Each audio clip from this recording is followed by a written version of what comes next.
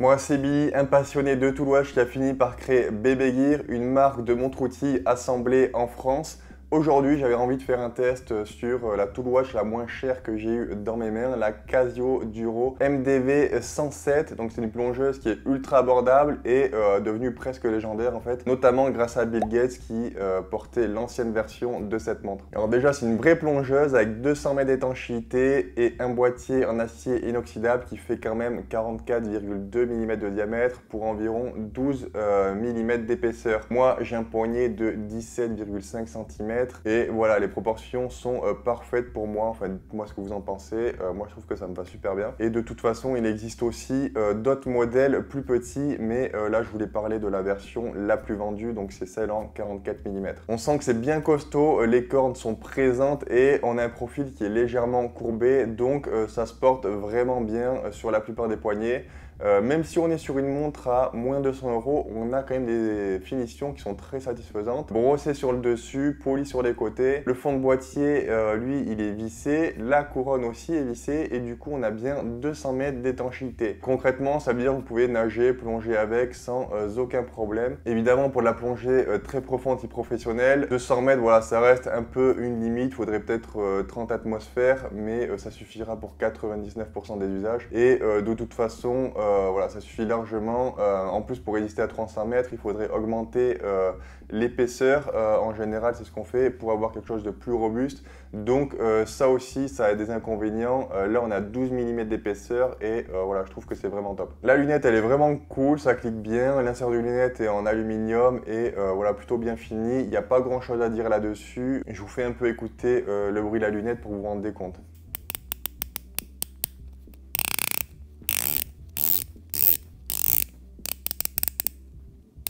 Par contre, on a bien du lume sur les aiguilles et le cadran, mais il est assez faible par rapport à ce qu'on a sur Citizen ou Seiko par exemple. Ça suffit quand même pour lire l'heure dans le noir, mais pas sûr que ça tienne une nuit complète. Ce qui est cool par contre, c'est qu'on a la date. Moi, j'aime bien avoir la date sur mes montres parce que voilà, j'en ai souvent besoin. Il n'y a pas de cyclope. Moi, ça m'arrange, mais je sais qu'il y en a qui n'arrivent pas forcément à lire l'heure sans loupe. Mais de toute façon, honnêtement, c'est assez rare sur ce genre de montre qu'on ait des cyclopes. Pour ce prix, évidemment, c'est du quartz, donc le module Casio 2784. La dérive est d'environ 15 secondes par mois et la pile tient 3 ans. Je trouve que c'est pas énorme, mais bon, il faut toujours se rappeler qu'elle est à moins de 100 €.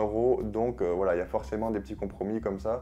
Ensuite, on va passer au bracelet. C'est sûrement le point le plus critiquable puisque Casio fournit la Duro avec un bracelet en résine type caoutchouc pour certains coloris. Mais je le trouve un peu trop rigide. Par contre, l'entrecorne, il est de 22 mm, donc c'est très standard et on trouve énormément de bracelets compatibles avec soit rubber, soit natto par exemple. Le plus gros avantage de cette montre en fait, c'est qu'on peut la porter tous les jours. Elle a le look d'une plongeuse assez classique, donc ça va aussi bien avec un style décontracté, sportif et ce serait pas du tout ridicule de la porter avec un costume ou quoi, si on la met sur le bracelet acier évidemment.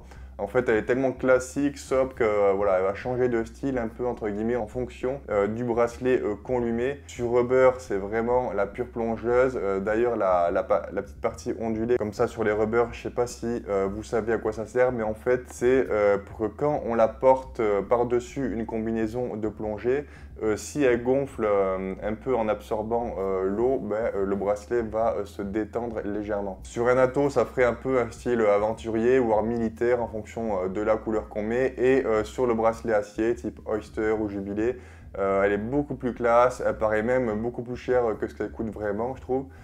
Par contre, quand on regarde de près, voilà, ça se voit qu'il est très cheap, le bracelet acier.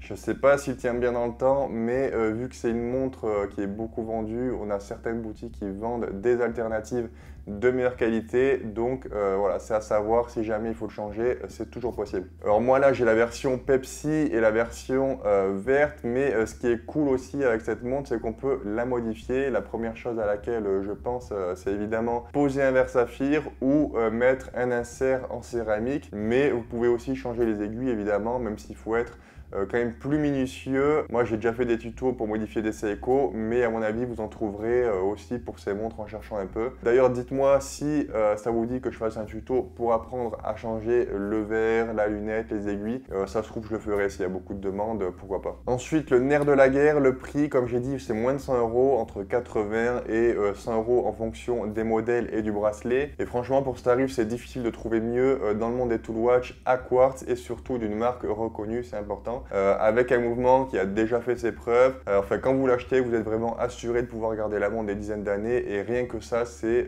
une sacrée garantie quand même pour ce prix-là.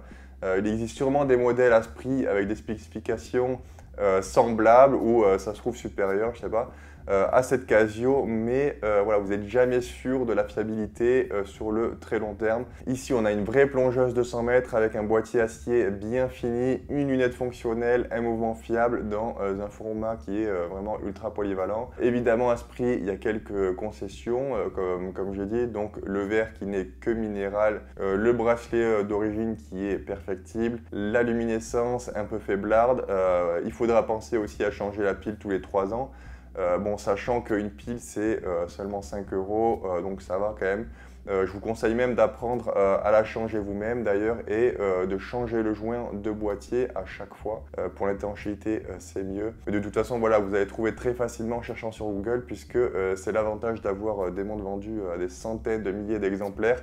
On trouve toutes les pièces facilement et des tutos qui sont faits spécifiquement pour ces modèles. Au final, ces défauts, pour moi, ils enlèvent aucun plaisir à porter cette montre, je trouve. Il faut vraiment se souvenir quand même que c'est une montre qu'on peut avoir pour 80 €. Donc c'est normal qu'elle soit pas parfaite.